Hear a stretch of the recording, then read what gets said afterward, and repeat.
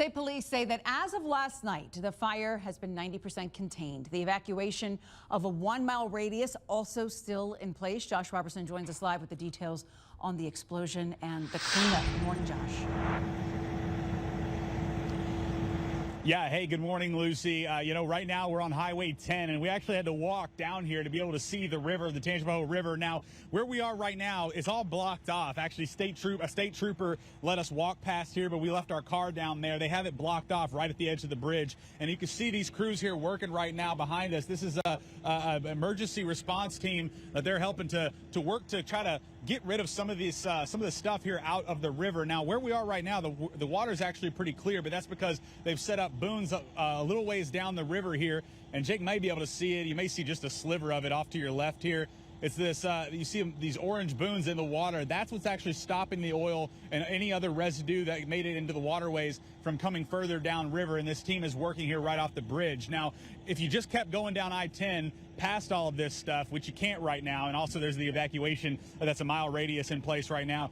If you could keep going, you'd go right into town. You go right into Roseland, where if you keep going, you'd eventually hit Smitty's Supply, which is where that explosion happened, which caused that massive fire. And so right now, we don't smell anything in the air. We know that after the explosion, that big plume of black smoke left soot and oil on people's homes, on people's vehicles, on property. Wildlife has been an issue, but you mentioned the EPA. The EPA says that it is now taking over the lead on this investigation, and their job right now is to try to get all of that, collect all of that stuff, all of those chemicals out of the bodies of water, out of ditches, ponds, and obviously the Tangipahoa River here where we are right now. And there's a crew here working behind us.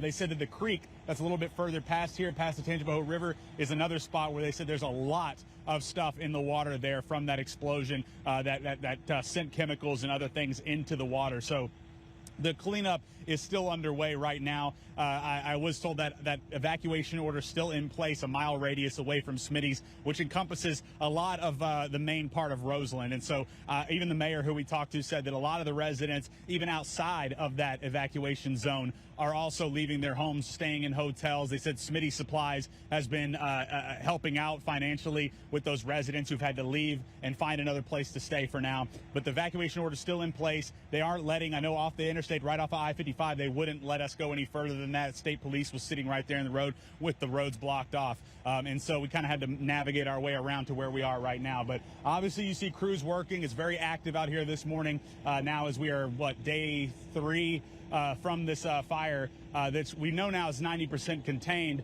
and we don't see any smoke in the air. We don't smell anything in the air, but the issue now is what made it to the ground and the cleanup that's still underway. So we'll go ahead and send it back to you now, but we're going to keep moseying around, see what we can find, but the cleanup is underway here in Roseland.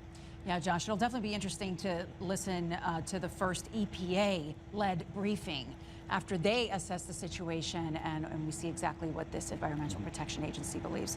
All right.